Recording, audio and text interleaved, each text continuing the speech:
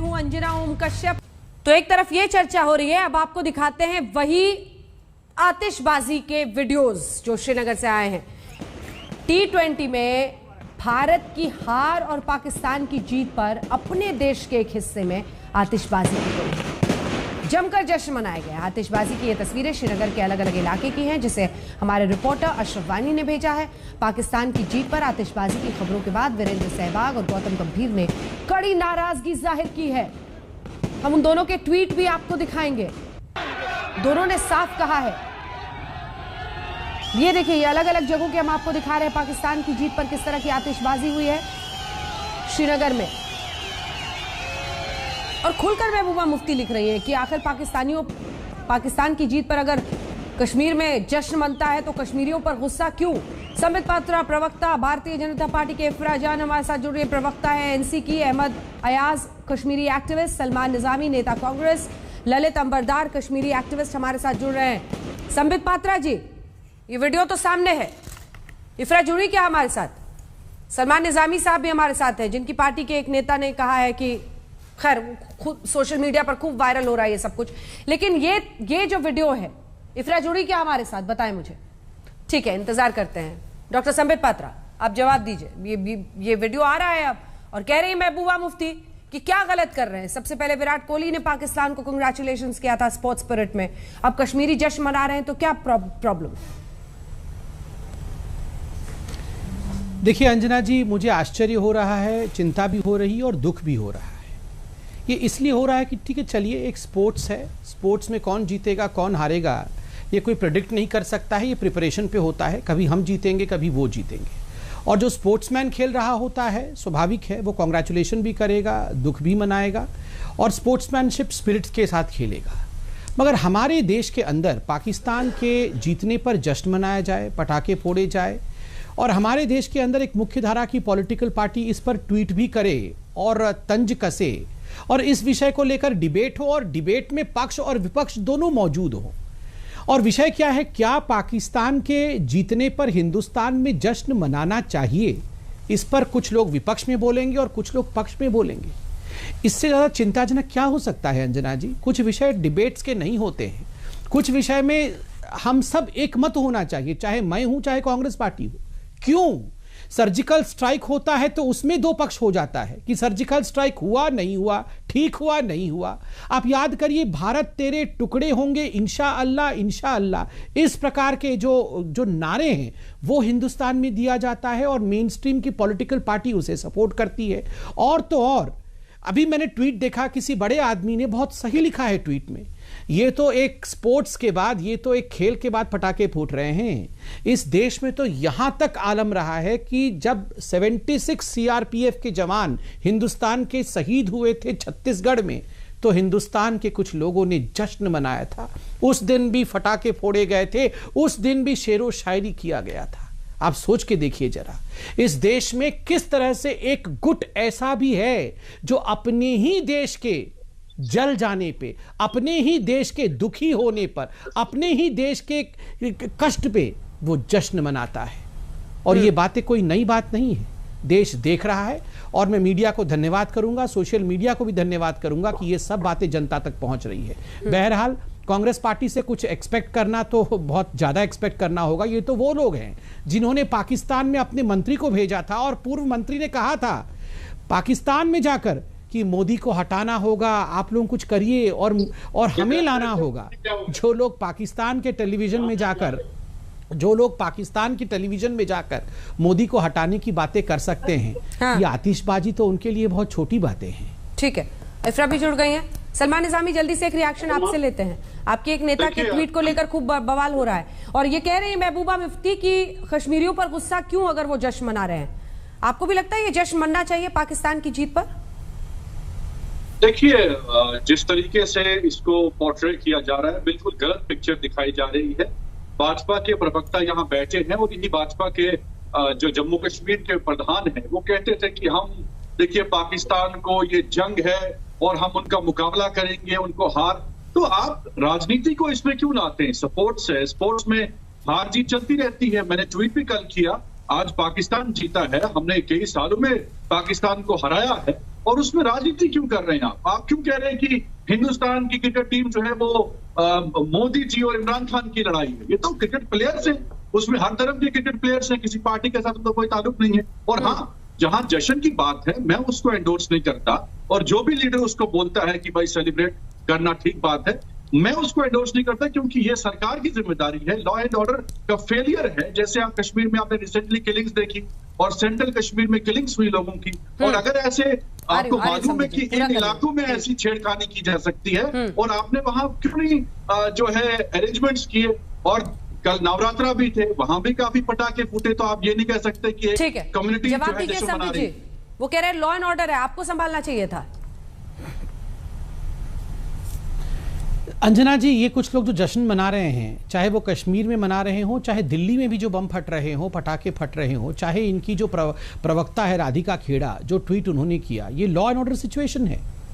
मतलब इनको गिरफ्तार कर लो तो ये छाती पीट कर संयुक्त राष्ट्र। इंडियन क्रिकेट अंजना जी, ये भी लॉ एंड ऑर्डर सिचुएशन है। डिबेट में ये दूसरों को बोलने नहीं देते हैं।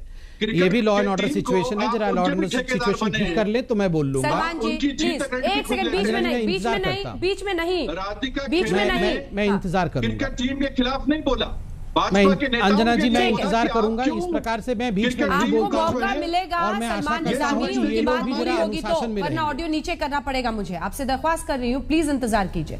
आपने बोला किसी ने टोका, वैसे वो पूरा बोले फिर जवाब दीजिएगा। मैं जवाब लूंगी आपसे जरूर, क्योंकि आपकी नेता पर वो टिप्पणी कर रहे हैं। ठीक है संबित जी।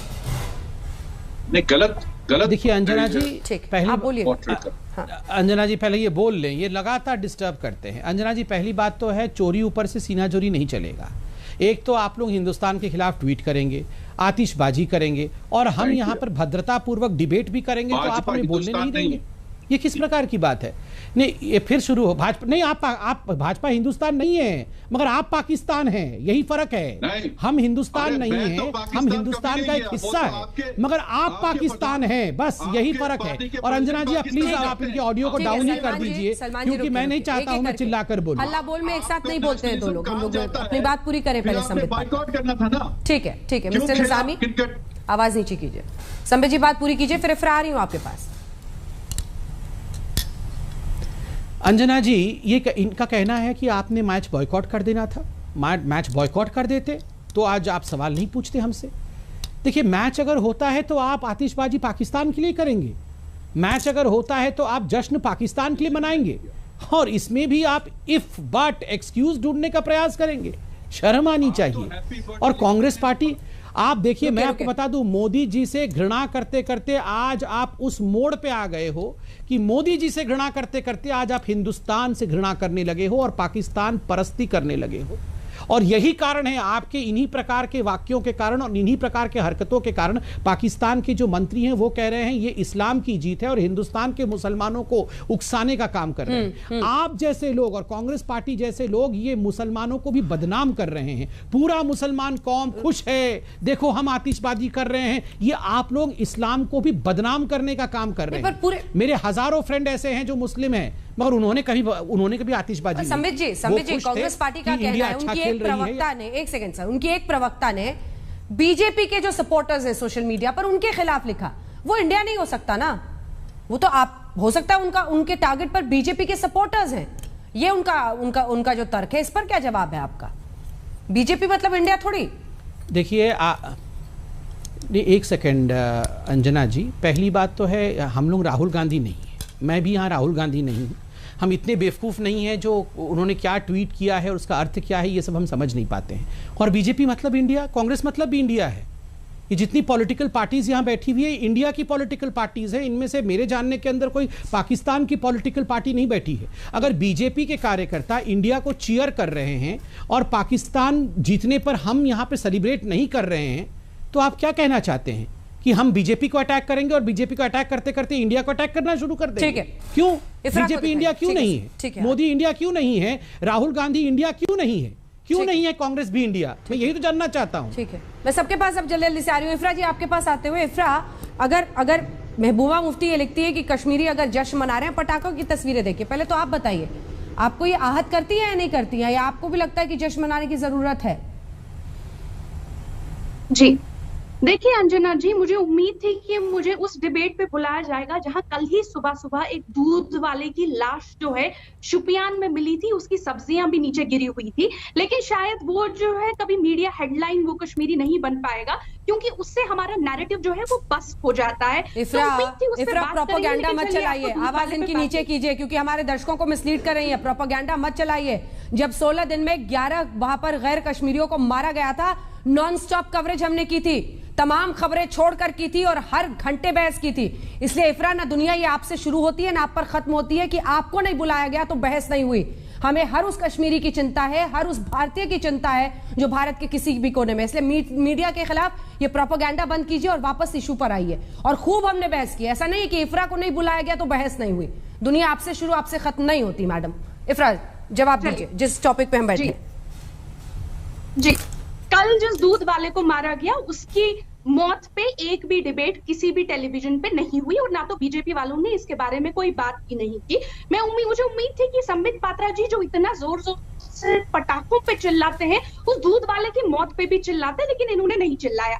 जहां तक बात आती है बीजेपी की, अंजना जी, मैं आपको याद दिला देती हूँ, ये वही बीजेपी है जो हमको यहाँ बैठ के कहा करती थी कि जब से 370 हटा है तब से सभी कश्मीरी लोग जो है बहुत खुश हैं और बीजेपी को सपोर्ट करने लग गए हैं, और उन्होंने एनसी को छोड़ दिया है और बाकी सारी ऐसी सेसेशनिस्ट गतिविधियों में पार्टिसिपेट करना छोड़ दिया है। ये वही लोग हैं जो हमको आके कहते थे कि वो कश्मीरी जिन्होंने 80% की तादाद में 2010 में पंचायत चुनाव में वोट किया, रिकॉर्ड वोटिंग की 2014 में, जो पोलिंग बूथ के बाहर खड़े हुए, वो आज बीजेपी से खुश हैं। ये पटाखा आपके लिए इशू क्यों नहीं है इफ्रा जान? एक सेकंड, ये इफ्रा जान, ये पटाखा आपके लिए इशू क्यों नहीं है? जिस पाकिस्तान के आतंकवाद, सवाल पूरा सुनिए मैडम प्लीज सवाल पूरा सुनिए, क्योंकि मुझे पता है आप इस पर बोलने से डरती हैं, आप इस पर बोलने से डरती हैं इफ्रा, लेकिन मैं सवाल पूछूंगी आपसे और सीधा पूछूंगी इस बार कि आपके लिए ये पटाखे इशू क्यों नहीं है? हर उस भारतीय के लिए। एक साथ मत बोलिए ना, अरे मैडम एक साथ मत बोलिए, दर्शक एक बार में एक ही व्यक्ति को सुन सकता है। मैं पूछती हूँ, आप जवाब दीजिएगा, आपके पास ही माइक है, डरिए मत, बोलिए ना इन पटाखों के खिलाफ, क्योंकि लोगों की संवेदनाएं इस वक्त उन लोगों के खिलाफ है जिस दूध वाले की आपको चिंता है, जिस 11 गैर कश्मीरियों के, बाहर वालों की, सिखों की, हिंदुओं की वहां पर हत्या की है आतंकियों ने, सबको चिंता है। इसीलिए ये सेंटिमेंट्स जुड़ा हुआ है। इंडो पाक मैच में इतनी राइवलरी क्यों होती है? इसी वजह से होती है। उसी में पाकिस्तान की जीत पर पटाखा वहां फूटे और आपके लिए ये नॉन इशू है।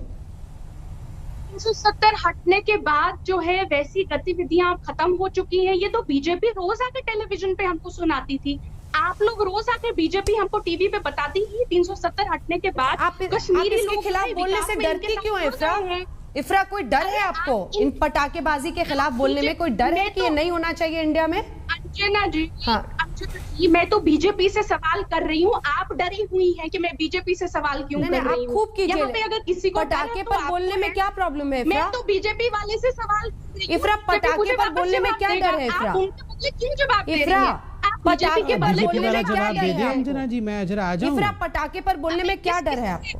अंजना जी, इफ्रा, पटाखे पर बोलने में क्या डर है? इफ्रा, पटाखे पर बोलने में क्या डर है आपको? बीजेपी के दावों को इफ्रा, पटाखे पर बोलने में क्या डर है आपको? मुझे नहीं लगा था इफ्रा, मैं सोचती थी कि आप जैसे सलमान निजामी ने कहा कि पटाखे नहीं फूटने चाहिए, सलमान निजामी ने कहा, हिम्मत दिखाई, मुझे तो आप हिम्मत ही लगती थी। उन्होंने भी कहा कि पटाखे नहीं फूटने चाहिए। संबित पात्रा, संबित जो है बीजेपी से सवाल करने में आप इतना कतराएंगे? सुन लीजिए, अब तो बीजेपी का प्रवक्ता बोल रहा है, आप सुन लीजिए। तो आप बीजेपी जवाब दे रही है, सुनिए, आप बीजेपी जवाब दे रही है। अपनी पोल खुद ही खोल रही है बैठ के आप। संबित पात्रा, अब बीजेपी जवाब दे रही है। संबित जी जवाब, पटाखे पे नहीं बोले। अंजना जी, इन्होंने सवाल पूछा, इनका प्रश्न था कि ये बीजेपी वाले कह रहे थे कि आर्टिकल 370 हट जाएगा तो कोई भी सेक्सेशनिस्ट जो अलगाववादी है वो घाटी में नहीं रहेगा और सब कुछ ठीक हो जाएगा। मतलब अगर आर्टिकल 370 हटने के बाद कुछ सेक्सेशनिस्ट रह गए तो आप पाकिस्तान के फेवर में पटाखे फोड़ोगे, आप पाकिस्तान जिंदाबाद के नारे लगा दोगे। ये क्या लॉजिक है? आर्टिकल 370 के बाद अगर आतंकवाद संपूर्ण रूप से नहीं मिटा तो आप पाकिस्तान के साथ जाके खड़े हो जाओगे। आप क्या सोचते हो? इस प्रकार का लॉजिक देके आप हिंदुस्तान के मन के ऊपर भ्रम का चादर फैला सकते हो? कतई नहीं। और जहां तक इफ्रा जहां जैसी हमारी बहन का विषय है, मुझे तो कई बार दुख इस बात का होता है कि ये लोग इतना समर्थन पाकिस्तान, अफगानिस्तान और कट्टरपंथ का करते हैं, बाद में वो जब अफगानिस्तान में तालिबान आ जाती है और वो प्लेन चल रहा होता तो यही लोग बुर्का पहन पहन के आगे दौड़ रही होती, कैसे लटक करके इंडिया आए। मुझे समझ में नहीं आता है। पाकिस्तान और अफगानिस्तान जाने की जल्दी, फिर वहां से प्लेन में लटक कर, नहीं फिर प्लेन में लटक कर हिंदुस्तान आने की जल्दी। इफ्रा जी, मुझे कि ये निजी अटैक नहीं करेंगे, लेकिन फिर पता चला कि संबित पात्रा निजी, अरे आप निजी अटैक नहीं कर रहा हूँ मैं, तो नहीं बोल रहा था कि आप फ्लाइट पे लटक के आ रही है। मैं बोल रहा है ऐसे बहुत सारे लोग हैं वो अफगानिस्तान से जो फ्लाइट पे लटक के आ रहे थे, मैं उनके विषय में बोल रहा हूँ, आपके बारे में नहीं बोल रहा हूँ। वो झूठ है कि नहीं? ठीक है, अब जवाब सुन। जो 370 हटने के बाद दावे आप जनता से कर रहे थे, वो झूठ है कि नहीं है? नॉर्मलसी का दावा झूठा। रोज रोज, आज पुंछ में 15वां दिन है आपके एनकाउंटर का। 1 सेकंड, 2010 में बेरोजगारी 3% थी, आज कश्मीर में बेरोजगारी 22% है। भाई आपने तो कश्मीर को डिस्ट्रॉय कर दिया। ये लोग आप लोगों को बता रहे हैं कि ये लोग बीजेपी की सरकार से खुश नहीं है। ठीक है, एक छोटा सा जवाब दीजिए, फिर मैं आऊंगी आपके पास। ललित अंबरदार जी। अंजना जी, चलिए मान लिया कि ये लोग जो है बीजेपी के शासन से ठीक खुश नहीं है और इसलिए पटाखे फोड़ रहे हैं। 2004 से 2014 के बीच तो बीजेपी की सरकार नहीं थी कश्मीर में। किसकी सरकार थी वो आप भी जानते हैं। 2081 सिविलियंस मारे गए थे, 2081। 2014 से लेकर सितंबर 2021 तक 239 सिविलियंस मारे गए। तो ये तो कांग्रेस वालों से, एनसी वालों से, पीडीपी वालों से और ज्यादा नाखुश थे। तो 2081 लेकिन संबित जी, एक सवाल है, से लेकर 2000, एक सवाल ये है सर कि अनुच्छेद 370 हटने के बाद क्या कश्मीर की सूरत बदल जाएगी? वहां पर टेरर सिंपथाइजर्स हैं, पाक सिंपथाइजर्स हैं। इस सच्चाई की सूरत से आप इनकार नहीं कर सकते हैं। इसके बाद मैं ललित जी आ रही हूं। बिल्कुल सही बात। आपने जो दावा किया था वो आपको साबित करना है ना कि सब बदल जाएगा। अंजना जी, मैं बिल्कुल आपकी बात से सहमत हूं। देखिए, आतंकवाद के खिलाफ जो लड़ाई होती है वो ओवरनाइट लड़ाई नहीं होती है कि आज आरंभ हुई लड़ाई और कल खत्म हो जाए। मगर मैं आंकड़े रखूंगा आपके पास एक रेस्पॉन्सिबल नागरिक के रूप में। अक्टूबर के महीने में ही, इसी महीने में 17 आतंकवादी मारे गए हैं। 2004 से 14, जैसे मैंने बताया, 2081 सिविलियंस मारे गए थे। 14 से लेकर सितंबर 21 तक 239 लोग मारे गए हैं। 2014 से अब तक 1428 आतंकवादी को ढेर किया है हिंदुस्तान की सेना ने, और इसी साल 150 आतंकवादी को ढेर किया है हिंदुस्तान की सेना ने। सीमा घुसपैठ में 43% की कमी है, आतंकवादी घटनाओं में 41% की कमी है। आर्टिकल 370 खत्म होने के बाद शहीद होने की आंकड़ों में 73% की कमी है, और वहीं आर्टिकल 370 हटने के पश्चात सिविलियन डेथ में 49% की कमी है। सुरक्षा बलों द्वारा शुरू किया गया ऑपरेशन में 59% का इजाफा अर्थात वृद्धि है, और 22% आतंकवादियों ने आतंक का रास्ता छोड़ा है आर्टिकल 370 हटने के पश्चात। ये तो आंकड़े हैं। अंजना जी, आतंकवादी हैं इसका अर्थ ये नहीं है कि हम आतंक के खिलाफ अपने लड़ाई को छोड़ दें। महिलाओं का अधिकार, दलितों का अधिकार, ये डेवलपमेंट का रास्ता, ये सारा कुछ आर्टिकल 370 हटने के पश्चात कश्मीर को मिला है। और सबसे बड़ी बात है, पाकिस्तान की जो बौखलाहट है अनुच्छेद 370 के हटने के पश्चात, यहां हम सब देख पा रहे हैं। कुछ मुट्ठी भर लोग फटाके फोड़ रहे हैं, उसका समर्थन इफ्रा जी को भी नहीं करना चाहिए और कांग्रेस पार्टी को भी नहीं करना चाहिए। ठीक है, तो कांग्रेस ने तो साफ किया, सलमान निजामी ने, बस इफ्रा ही थोड़ी डरी हुई है आज। जल्दी से ललित अंबरदार को दिखाइए। ललित अंबरदार, 2 तस्वीरें कश्मीर से आ रही हैं। एक तरफ जो अमित शाह वहां पर लगातार गृह मंत्री अलग अलग जगहों पर जा रहे हैं, उन्होंने जम्मू में भी रैली की, फिर लास्ट पोस्ट पर वो गए कल, और उसके बाद से आज वो पहुंचे हैं पुलवामा जाएंगे। अभी जो तस्वीर आ रही थी, अच्छा, वो डल लेक की है, और यहाँ पर एक शाम का आयोजन है। आपको बता दें कि यहाँ पर बोट में और शिकारा में वो जाएंगे और अलग अलग कार्यक्रम करके विश्वास, कॉन्फिडेंस बिल्डिंग, ये जो आप देख रहे हैं इस वक्त तस्वीर, गृह मंत्री अमित शाह और एलजी मनोज सिन्हा उनके साथ मौजूद हैं। ये श्रीनगर में उनका कार्यक्रम जो आज का चल रहा है। इस पुलवामा में बताया जा रहा है आज वो सीआरपीएफ कैंप में रुकेंगे, जिस तरह की जानकारी आ जाई है। ये फिलहाल शाम का ये पहर जहां पर एक कार्यक्रम वो इस वक्त कर रहे हैं, और ये डल लेक के किनारे में है। भव्य नजारा कश्मीर का आप देख रहे हैं। जल्दी से ललित अंबरदार जी, 2 तस्वीरें हैं, लेकिन अब ये टेरर सिंपथाइजर्स, ये पाक सिंपथाइजर्स, मतलब जो पाकिस्तान परस्ती करते हैं वो तो है वहां पर, इनकी सच्चाई कैसे बदलेगी? इनके खिलाफ क्या स्ट्रैटेजी है सरकार की? कब तक दूसरे से पूछते रहेंगे? संभालना तो परिस्थितियों को इनको ही पड़ेगा। और दूसरी तरफ अगर आप देखें तो एक के बाद एक सिलसिला ऐसा न्यू जो टारगेट किलिंग वैली में हो रही है वो हो रहा है। ललित जी सबसे पहले तो मैं आपको ये बताना चाहता हूँ, महबूबा मुफ्ती क्लेम कर रही है कि जिन्होंने कल पटाखे चलाए वो कश्मीरी है। मैं कहता हूँ कि कोई भी कश्मीरी नहीं है उनमें से। जो भी कश्मीर का निवासी, कश्मीर स्थित कोई भी इंसान अगर हिंदुस्तान के खिलाफ कोई भी आवाज उठाता है, हिंदुस्तान के खिलाफ बंदूक उठाता है, हिंदुस्तान के तिरंगे को नकारता है, हिंदुस्तान के समाज को, हिंदू समाज से नफरत करता है, वो कश्मीरी भी नहीं है, वो मुसलमान भी नहीं है। उनको मैं इसका दर्जा भी नहीं देना चाहता। उनको मैं कहता हूं जो 700 साल पहले कश्मीर के अंदर सेटलर्स आए, जिन्होंने 700 साल में कश्मीर की हजारों साल की संस्कृति को बर्बाद कर दिया, 32 साल पहले कश्मीरी उनका नरसंहार किया, ये वो लोग हैं। पाकिस्तान परस्त है, पाकिस्तान का फेस है, चाहे वो मेन स्ट्रीट में हो, चाहे वो अलगावादी हो या जहादी हो। पहली तो ये बात। दूसरी बात, जब आप कह रही हैं ये मेन स्ट्रीम की जो प्रवक्ता बैठी हुई है पाकिस्तान की, सर ब्रेक में मुझे रुकना पड़ रहा है मजबूरन। तस्वीरें हम आपको दिखा रहे हैं श्रीनगर में डल लेक की, जहां पर गृह मंत्री इस वक्त मौजूद है एलजी मनोज सिन्हा के साथ। इसी के साथ आपको ये भी बता दें, अहमद अयाज साहब हमारे साथ कश्मीरी एक्टिविस्ट मौजूद हैं। वो जब महबूबा मुफ्ती का इस तरह का ट्वीट देते हैं पटाखों पर, जो पटाखेबाजी आतिशबाजी हुई है पाकिस्तान की जीत के बाद, उनकी क्या राय? तो क्या इंडो पाक मैच में पाकिस्तान की जीत पर आतिशबाजी कश्मीर में जो हो रही है श्रीनगर में, उसका खुलकर समर्थन करना जो महबूबा मुफ्ती ने किया है सही है? इसी पर आप चर्चा लगातार देख रहे हैं। जल्दी से एक बार अहमद अयाज के पास चलते हैं। ये क्योंकि बाकी तो हर जगह लोगों को बड़ा गुस्सा आ रहा है कि ऐसा नहीं होना चाहिए, इंडिया हारे, हम सबके सेंटिमेंट से, और क्रिकेट को जिस तरह से फॉलो किया जाता है कल्ट की तरह इस देश में। अयाज साहब, इन तस्वीरों को देखकर आतिशबाजी की आप आहत होते हैं? देखिए, ये दो टीम्स के दरमियान क्रिकेट का गेम है और इस गेम को गेम के अंदाजे से देखना चाहिए। इसको कोई सियासत नहीं बनाना चाहिए, चाहे वो मुफ्ती महबूबा हो या वो पात्रा जी हो। इसको गेम ही रहना देना चाहिए और जो भी जीतेगा इस गेम में उसके लिए शाबाशी होती है। ये हर एक जगह पर अवेलेबल होता है, हर एक जगह पर होता है, ये पहली बार नहीं होता है। तो आतिशबाजी करना ठीक है। अब ये कहोगे आप कश्मीर में ही क्यों? अब आपको देखना पड़ेगा। देखिए, कश्मीर एक ऐसी जगह है जो बड़ी शांत जगह है, काम के लिहाज से ये कोई फास्ट लाइफ नहीं है। यहाँ पे यहाँ लोग वैसे भी, लड़के आजकल स्कूल ज्यादा नहीं जाते, बेकार भी है, कोई काम दाम तो है नहीं, तो इसलिए उनको एक एक्टिविटी मिली।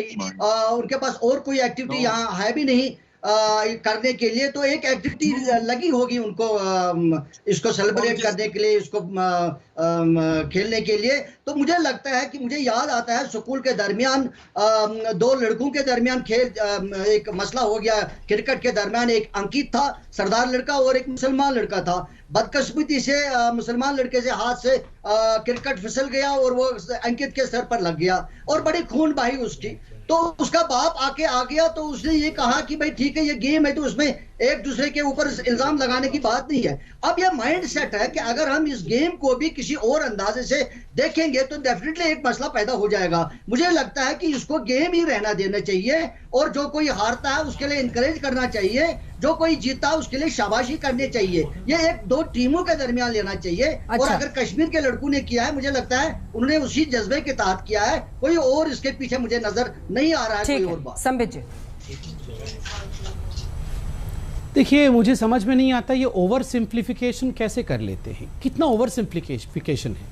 कोई पत्थरबाजी करता है तो ये तो बच्चे हैं, भटके हुए बच्चे, ये पत्थरबाजी कर रहे हैं। कोई बंदूक लेके AK-47 लेके किसी को निर्दोष को मार देता है, ये तो बच्चे हैं। अभी सलमान सोज ने थोड़े दिन पहले तो कहा था किड्स विद गन्स, और तो और ये लेफ्टिस्टों ने तो गांधी विद गन भी कह दिया था। कितना सिंप्लीफिकेशन है ना ये। कोई काम नहीं था, घर में बैठे हुए थे, तो कोई टीम जीत गई तो पटाखे लाके फोड़ दिया जी। मतलब काम नहीं था, गरीब थे, बेरोजगार थे, तो पटाखे कहाँ से आ गए जी? घर में पटाखे रखे हुए थे, मतलब पैसे तो थे नहीं, तो पटाखे कहाँ से आ गए? दूसरी बात है, इंडिया भी तो इससे पहले कितनी बार जीती है। तो जिनके पास काम नहीं था, जो घर में बैठे हुए थे, ऐसे ही फटाके बगल में रख के बैठे हुए थे, वो इंडिया के लिए जश्न मनाने तो बाहर नहीं आए। पाकिस्तान के लिए ही जश्न मनाने क्यों बाहर आ गए? तो ये ओवर सिंप्लीफिकेशन मत करिए, ये विषय बहुत कॉम्प्लिकेटेड है। और देखिए, ये एक सेंस ऑफ कॉन्फिडेंस हमारे अंदर देती है, इसलिए कि कल को अगर हमारे दोनों देशों के बीच में जो तनाव इंडिया और पाकिस्तान के बीच में है, हम किस पर विश्वास करें और किस पर विश्वास ना करें, यह भी देश के अंदर एक बहुत महत्वपूर्ण मसला होता है। और मुझे तकलीफ है कि जिस प्रकार का सीन कुछ जगहों पर, चाहे वो दिल्ली के कुछ जगहों पर हो, कश्मीर के कुछ जगहों पर हो, मैं जनरलाइज नहीं कर रहा हूं, इससे तकलीफ तो एक आम हिंदुस्तानी को होता ही है ना। ऊपर से नेता उसे जस्टिफाई कर रहे हैं, ये कम से कम लोगों से गलती हुई, आप कम से कम जस्टिफाई तो मत करिए ना। ठीक है, अयाज साहब एक कमेंट दे रहे, फिर सलमान जी आ रही हूं आपके पास। वो ट्वीट्स भी लगातार दिखा दीजिए, चाहे गौतम गंभीर हो, वीरेंद्र सहवाग हो, सबने इसके खिलाफ लिखा है। और तस्वीरें हम आपको डल लेक की इस वक्त दिखा रहे हैं, यहाँ पर गृह मंत्री मौजूद है एक कार्यक्रम में। जी मैं जवाब देना चाहूंगा। हाँ बोलिए बोलिए अयाज साहब। देखिए पत्रा जी, आप ये कहोगे कि भाई ये तो माइंडसेट की बात है। आप ये कहोगे कि बच्चों ने पहले से ही ये स्टॉक करके रखा था, ये पटाखे वटाखे। क्या आप ये समझ रहे हो कि यहाँ बच्चों को पहले ही पता था कि पाकिस्तान जीत जाएगा, इसलिए हमने करना है? ऐसा सोच नहीं है। मुझे लगता है कि आपको सोच को थोड़ा सा खुला करना पड़ेगा, ओपन जहन से बात करना पड़ेगा। जैसे आपने बहुत प्रेशर के बावजूद कि पाकिस्तान के साथ मैच नहीं खेलना है, बहुत प्रेशर आया कि मैं मत खेलिए, उसके बाद भी आपने खेला। चलो एक खुले दिन का इजहार किया, खुले माइंड का इजहार किया, अप्रिशिएबल है। इसीलिए ये छोटी छोटी चीजों को एक बहुत बड़ा मसला बनाना, मुझे नहीं लगता कि ये कोई मैच्योरिटी की बात है। I am sorry to tell you, you are a matured person, you are a spokesman of a national party. I think you should also have a very open mindset and not that कि भाई। ठीक है अहमद भाई, जवाब सुनते हैं संबित जी। देखिए, अहमद भाई ने एक बात तो बहुत सही कहा, जिससे मैं भी सहमत हूँ। ये माइंडसेट का विषय होता है, किसका माइंड कहाँ लगे। किसी का मन हिंदुस्तान में लगता है और हिंदुस्तान के लिए वो खुश या दुखी होता है, तो किसी का मन कहीं और लगता है, किसी और के लिए वो खुश होता है या दुखी होता है। तो ये माइंडसेट का विषय। और जहाँ तक ये छोटी छोटी बात है जिस पे हमें चिंता नहीं करना चाहिए, पत्थरबाज भी छोटे ही थे, बच्चे ही तो थे आखिरकार। वो आतंकवादी बंदूक पकड़ने वाले वो भी तो बच्चे ही थे। ये बच्चे कितना लूजली यूज टर्म होता है ना, कितना लूजली यूज टर्म होता है ना इंडियन पॉलिटिक्स में। ये भटके हुए बच्चे हैं, मार दिया लोगों को। देखिए 80,000 से अधिक सिविलियंस जम्मू कश्मीर में 80 के दशक से अब तक मारे गए हैं। ये केवल माइंडसेट का विषय नहीं है, उससे आगे का विषय है जिसे हम सबको मिलकर समाप्त करना है, उसे ठीक करना है। ये कोई बीजेपी और कांग्रेस के समय का विषय नहीं है, क्योंकि कांग्रेस के समय में जो तुष्टीकरण की राजनीति रही, जो आर्टिकल 370 नहीं हटाया गया, अधिक लोगों को मौत के मुंह में ढकेला गया था, अधिक अलगाववाद था। उस समय कांग्रेस पार्टी के जो प्रधानमंत्री थे हमारे मनमोहन सिंह जी, वो खुद अलगाववादियों के साथ फोटो खिंचवाते थे सोनिया जी के कहने पर। ये फोटो भी हम सबके सामने मौजूद है। बदलाव हुआ है, मगर आप ये मत कहिए, ये बिल्कुल मत कहिए कि ये माइंडसेट का विषय है। देखिए अफजल गुरु के साथ खड़ा होना ये भी माइंडसेट का विषय है, याकूब मेमन को समर्थन करना ये भी माइंडसेट का विषय है। ऐसे तो नहीं हो सकता ना। मैं एक सवाल पूछ के अहमद जी खत्म कर दूंगा। अहमद जी एक सेकंड, एक सवाल पूछे खत्म कर, 10 सेकंड सिर्फ चाहिए। अहमद जी, आप लोगों ने कहा कि देखिए बच्चों के पास काम नहीं है, वो रोजगार नहीं है, वो सताए हुए हैं, इसलिए ऐसा कर दिया। एक कश्मीरी पंडित दिखाइए, 5 लाख कश्मीरी पंडितों को अपने घाटी से, अपने घर से बेघर किया गया, उनकी पत्नियों को जिस प्रकार की प्रताड़ना दी गई, मगर एक कश्मीरी पंडित ने कोई बंदूक उठा लिया हो, किसी ने पाकिस्तान के लिए आतिशबाजी कर ली हो, किसी ने पत्थरबाजी कर ली हो, क्यों? ठीक है सलमान निजामी साहब, तो उस हिसाब से कश्मीरी पंडित को तो माउंट एवरेस्ट उठा लेना चाहिए था। सलमान निजामी साहब, देखिए समित पात्रा जी ने कहा कि कश्मीर में बदलाव इनकी सरकार ने ला, तो देश के गृह मंत्री जिस कश्मीर में कल थे आज भी हैं, उस कश्मीर के सेंट्रल लोकेटेड एरिया में, डाउनटाउन में पटाखे फूटे जा रहे हैं और गृह मंत्री जो है वहीं बैठे हुए। ये बदलाव है। आज पाकिस्तान के सिंपथाइजर ओपनली पटाखे फटा रहे हैं कश्मीर में और गृह मंत्री वहां चुपचाप बैठे हुए हैं। ये आपने 370 के बाद वहां बदलाव लाया, पहले तो हमने कभी नहीं देखा था।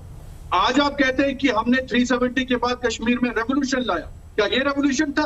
और दूसरी बात जो आप कह रहे हैं कि ट्वीट को बार बार ला रहे हैं, ट्वीट पे तो कहीं भी उन्होंने कहा, राधिका खेरा ने कहीं भी नहीं लिखा है कि मैं इंडियन क्रिकेट टीम के खिलाफ लिख रही हूँ। जो भाजपा के प्रवक्ता है, सपोर्टर्स है, वो तो खुलेआम कह रहे हैं कि भाई नरेंद्र मोदी और इमरान खान के खिलाफ लड़ाई है, ये जंग है, जंग डिक्लेयर कर दिया आपने। आप क्रिकेट को जब राजनीति, उस पर राजनीति करते हैं, वहां ऑपोजिशन को जो है सवाल उठाने पे आप मजबूर करते हैं, क्योंकि सपोर्ट जो है उसमें आपका कोई रोल ही नहीं है। न भाजपा का कोई प्रवक्ता या नेता या मंत्री खेल रहा है वहां ग्राउंड पे, कोई मेडल लाता है, आप कहते हैं अरे हमने लाया, मोदी जी ने लाया। कहां से लाया मोदी जी ने? वो खेल रहे थे ग्राउंड पे। आप हर चीज को कहते हैं कि हमने अचीव किया। अचीवमेंट आपकी दिख गई, आप खुद बोल रहे हैं, आप खुद एडमिट कर रहे हैं ना, पटाखे फोड़ रहे हैं वहां कश्मीरी आज, जब गृह मंत्री वहां प्रेजेंट थे। और वहां दूसरी तरफ पंजाब में कश्मीरी बच्चों को पीटा जा रहा है। ये माहौल बनाया आपने इस देश का। और कोई प्लेयर जो है किसी दूसरे धर्म का है, उसको कहते हैं ये रिस्पॉन्सिबल है। तो ये राजनीति आपको पॉलिटिक्स जो है स्पोर्ट्स में नहीं करनी चाहिए। संबित जी, सीधा आप पर आपकी सरकार पर सवाल खड़े कर रहे हैं, जवाब दीजिए। सुना, मैं एक एक करके जवाब देता हूं। 3 प्रश्न पूछे। पहला प्रश्न कि मोदी जी को लेके हमारे कुछ कार्यकर्ताओं ने ट्वीट कर दिया कि मोदी जी और इमरान खान के बीच में मैच हो रहा है। मैं बोल रहा हूं चलिए, कुछ कार्यकर्ताओं ने ट्वीट भी कर दिया, तो ये जस्टिफाई तो नहीं हो सकता है ना कि आप यहां पाकिस्तान के पटाखे फोड़ना शुरू कर पार्टी के मोदी जी से। जम्मू कश्मीर के अंजना जी, मैं तो एक बार भी बीच में नहीं बोला। सलमान जी, आपके बीच में भी मैंने किसी को नहीं बोलने दिया, कोई बोल भी नहीं रहा। प्लीज रेस्पॉन्सिबल लीडर्स ये कमेंट करते हैं। अंजना जी, इन्होंने पटाखे तो कल शाम को फोड़ दिए हैं। डिबेट में तो कम से कम पटाखे ना फोड़े। कल तो शाम को आपने पटाखे फोड़ ही लिए। अंजना जी प्लीज इनके पटाखे जरा रुकवाइए। मैं तो इनके बीच में नहीं बोलता हूँ, क्यों करते हैं? संबित देखिए अंजना जी, चलिए किसी कार्यकर्ता ने, मैं तो बोल रहा हूँ सभी कार्यकर्ताओं ने मोदी जी को इसका श्रेय दे दिया, तो आपने पाकिस्तान को श्रेय दे दिया, पाकिस्तान के पटाखे फोड़ दिए। वाह, क्या लॉजिक है ना। मतलब हम अगर मोदी जी का अच्छा बोल देंगे क्रिकेट में, तो आप तुरंत जाके इमरान खान का अच्छा बोलना शुरू कर दोगे। नंबर 1। नंबर 2, आपने कहा ऐसा तो कभी नहीं देखा। वो तो मोदी जी ने लिखी। फिर आपने नहीं गया। तो मोदी जी ने चिट्ठी लिखा तो आप पाकिस्तान के लिए पटाखा फोड़ना शुरू कर देंगे। देखिए प्लीज अंजना जी, मैं बीच में नहीं बोल रहा था। मैं आपसे फिर से रिक्वेस्ट करूंगा, इस प्रकार से डिबेट नहीं होगा अंजना जी। मैं 1 सेकंड इनके बीच में नहीं बोलता हूँ, ये चिल्लाते हैं बीच में। प्लीज इनको, प्लीज इनको जरा इनकी आवाज को कम करिए ताकि मैं अपने विषय को रख लूं। अंजना जी, दूसरा इन्होंने कहा कि ये तो कभी नहीं हुआ, होम मिनिस्टर वहां मौजूद है, इन लोगों को छोड़ना नहीं चाहिए। मतलब राधिका खेरा और ये जो लोग यहाँ पटाखे फोड़ रहे हैं, इनके ऊपर गोली चलाओ, इनको गिरफ्तार करो, ताकि ये जाके छाती पीट के संयुक्त राष्ट्र में बोलना शुरू कर दे कि देखो मानव अधिकार का क्या हो रहा है। ऑपोजिशन पार्टी की प्रवक्ता को यहाँ अरेस्ट कर लिया गया है क्योंकि उन्होंने पाकिस्तानी परस्ती की है। तीसरा, इन्होंने कहा पंजाब में कश्मीर के युवकों को पीटा गया है। मैं तो पूछ रहा हूँ ये चन्नी जी की सरकार कर क्या रही है? पंजाब में अगर कश्मीर के युवकों को पीटा जा रहा है, कश्मीर के युवकों की जान पंजाब में खतरे में है, तो ये कांग्रेस की सरकार वहां कानून की व्यवस्था की धज्जियां क्यों उड़ाए हुए हैं? क्यों कश्मीर के बच्चों को वहां रक्षा नहीं कर पा रही है कांग्रेस की सरकार? ये प्रश्न तो इन्हें चन्नी जी से पूछना चाहिए या नवजोत सिंह सिद्धू से पूछना चाहिए, जिसको भी ये मुख्यमंत्री मानते हैं। बहस दूसरी तरफ चली जाएगी। वक्त हमें इतनी की इजाजत देता है। आप सभी का धन्यवाद। इस देश में रहते हैं, इस देश को लेकर हर प्लेयर अपनी पूरी ताकत झोंकता है। स्पोर्ट्समैन स्पिरिट पर वहां पर खिलाड़ी आपस में गले मिलते हैं, लेकिन इसके बाद देश के किसी भी हिस्से में अगर आतिशबाजी होती है और उस आतिशबाजी पर राजनीति होती है, तो दोनों उसी तरह से निंदनीय है और रहेंगे। भारत पाक मैच में जब जीत पाकिस्तान की हो तो जश्न हिंदुस्तान में क्यों? इसी पर आप देख रहे थे हल्ला बोल में चर्चा। देखते रहिए आज तक।